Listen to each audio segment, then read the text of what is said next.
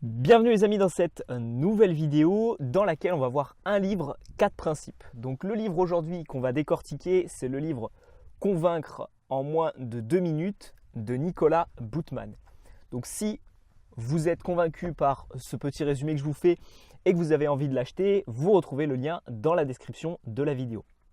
Donc avant de vous donner les 4 principes que j'ai retenus majoritairement de ce livre, je vais vous faire un petit résumé, de vous dire un petit peu ce que j'ai apprécié ou pas. Donc si vous cherchez à, par exemple, vous êtes vendeur ou alors vous devez vendre des produits ou vous avez besoin en fait de, je vais couper l'alimentation, vous avez tout simplement besoin d'argumenter, de persuader et de convaincre, que ce soit au travail ou dans votre vie personnelle. Ce livre est assez intéressant. Il y a beaucoup de petites techniques à utiliser, de plans d'action assez simples à mettre en place. Notamment, je vous avais fait une vidéo sur le fait de regarder dans les yeux et de mémoriser la couleur des yeux des différentes personnes que vous croisez durant une journée. Ça, techniquement, c'est un petit tips qui vous permet en fait de vraiment faire les choses petit à petit, de mettre en place les choses petit à petit. Donc ça, c'est vraiment des techniques qui sont assez intéressantes. Je vais juste mettre aussi les lunettes parce que je commence à avoir un peu mal aux yeux. Donc ça, ce sont des petites choses intéressantes et il y en a beaucoup au tout début du livre. J'ai vraiment apprécié, disons, les 50-60 premières pages. C'est un livre qui n'est pas très gros. Il vous fait 230 pages, donc voilà. Auteur de 6 euros, je crois, 7,50 €. C'est un livre de poche classique. Donc, le début, j'ai énormément apprécié. J'ai été convaincu. J'ai dévoré les 70 premières pages extrêmement rapidement d'un trait parce qu'il y avait beaucoup de petites astuces. Après, il rentre dans des choses plus complexes, dont notamment quelques principes que je vais vous expliquer ici. Donc c'est vrai que c'est assez compliqué à mettre en place après, ça demande beaucoup de réflexion, etc. Je suis en train d'adapter mon discours, etc. avec ces techniques, je suis en train de les utiliser et essayer peut-être de vous refaire un retour là-dessus, mais c'est vrai qu'il faut avouer que c'est compliqué à mettre en place. Donc on commence tout de suite avec la première technique, c'est le fait de se synchroniser avec son interlocuteur. Donc qu'est-ce que j'entends par là ? J'entends en fait le fait de synchroniser que ce soit son débit de parole, son intonation, ses mouvements, sa gestuelle et le ton de sa voix. Donc en fait, tout le packaging de ce que j'appelle le packaging de communication, vous allez en fait le synchroniser avec la personne que vous avez en face de vous. Là, typiquement, je vous parle assez lentement pour que vous compreniez bien les choses, etc. Si je parlais beaucoup plus vite comme ça, etc., ce serait beaucoup plus chiant. Ok ? Vous arrivez au travail et vous avez besoin de demander un service à quelqu'un que vous avez, la personne qui travaille en face de vous. Et vous savez que c'est une personne extrêmement calme, qui est organisée dans ses tâches, etc. Et bien en fait, il ne va pas falloir que vous arriviez vers elle stressé, en panique ou quoi que ce soit.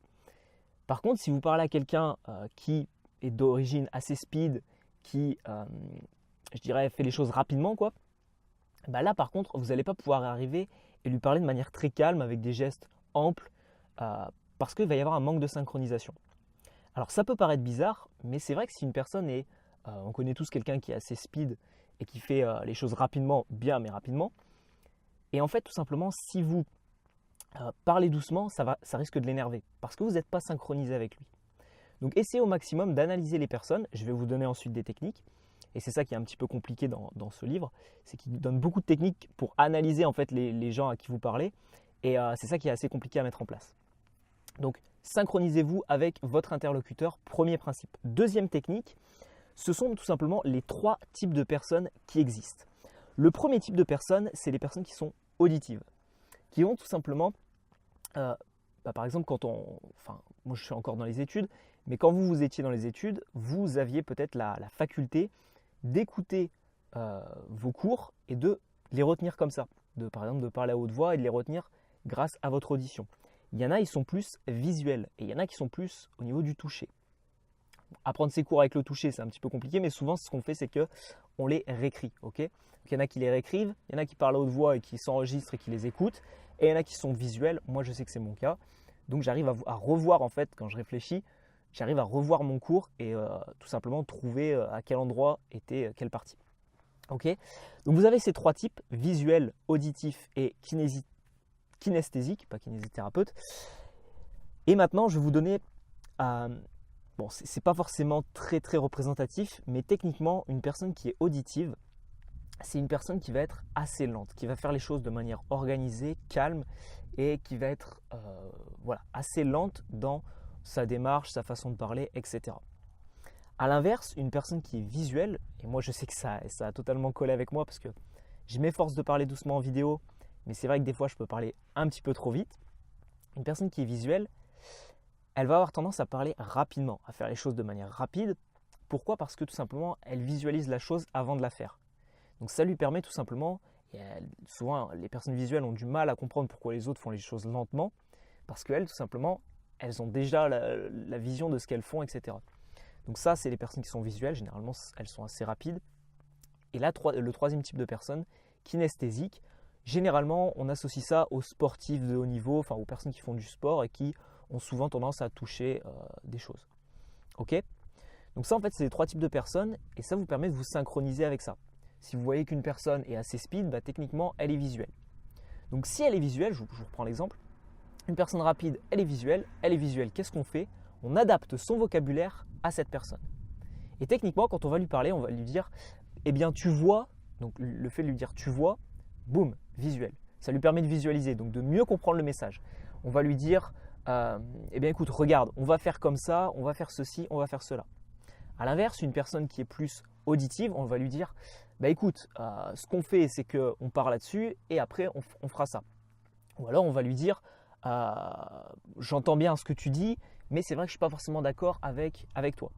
Okay, et ça, ce sont des techniques très puissantes, mais c'est vrai que c'est compliqué à mettre en place. Et kinesthésique, ben on va lui essayer de lui faire ressentir, lui faire toucher les choses. Par exemple, est-ce que tu ressens ma motivation, par exemple? Donc là, tu vois, ça va être vraiment quelque chose qu'elle va pouvoir sentir. Ensuite, la troisième chose que j'ai appris dans ce bouquin, c'est les 4 types de personnalités qui existent. Ça se rapproche encore de tout le reste que je vous ai énuméré. C'est que vous avez des personnes qui sont analytiques, vous avez des personnes qui sont contrôleurs, vous avez des personnes qui sont rêveurs et vous avez des personnes qui sont persuasives. Et ça, c'est les 4 types de personnes que vous pouvez avoir. Donc en fonction de ça, vous prenez une personne, n'importe laquelle, vous prenez un ami à vous ou quoi que ce soit et vous essayez de le catégoriser là-dedans. Et ça va vous permettre de synchroniser donc, tout ce que je vous ai dit, voix, ton, gestuelle, etc. pour mieux faire passer le message. Et en plus de ça, d'utiliser un vocabulaire, comme je vous l'ai dit, écoute, tu vois bien que ce n'est pas possible, etc. Ok? Donc les personnes qui sont analystes, généralement, ça va être des personnes qui vont beaucoup aimer les chiffres. Les personnes qui sont contrôleurs, ça va être des personnes assez carrées qui vont vraiment faire les choses selon un plan d'action et un point c'est tout, qui ne vont pas forcément déborder. À l'inverse, vous avez les rêveurs qui, eux, vont avoir, souvent c'est des personnes qui sont visuelles, qui vont vouloir créer de nouvelles choses. Et après, vous avez les personnes qui sont persuasives. Donc, elles vont essayer qui sont persuasives, mais je dirais un petit peu de nature. Ok? Et quatrième et dernier principe, c'est tout simplement le fait de susciter l'imagination de votre interlocuteur. Donc ça, c'est une technique extrêmement puissante si vous voulez convaincre, persuader ou tout simplement apprendre à communiquer. C'est une technique simple, mais susciter l'imagination grâce à des questions ouvertes. On a déjà vu ça dans une précédente vidéo. Ça va vous permettre en fait d'enrichir la conversation, de tenir la conversation, et également de mieux faire passer votre message. Vous avez une personne qui est en face de vous, vous la catégorisez dans visuel et rêveur, vous lui suscitez l'imagination en lui disant tu vois, on pourrait faire ça, etc. C'est fini, votre message y passe directement et c'est adopté par la personne que vous avez en face de vous. Donc voilà, c'était les 4 principes du livre Convaincre en moins de 2 minutes. Livre voilà, sur capter et retenir l'attention et savoir s'adapter à son interlocuteur. Donc dites-moi en commentaire si ça vous intéresse que je vous fasse un petit retour d'expérience sur ce que j'ai pu tester au niveau du fait d'analyser les personnes que vous avez autour de vous, d'essayer de les mettre soit dans le visuel, soit dans l'auditif, soit dans le kinesthésique et ensuite d'essayer de voir si elles sont plus rêveuses, persuasives, etc. Donc je vous remercie d'avoir suivi cette vidéo. Vous retrouverez bien évidemment le livre en lien dans la description si vous voulez l'acheter et on se retrouvera pour une nouvelle vidéo. Ciao ciao les amis.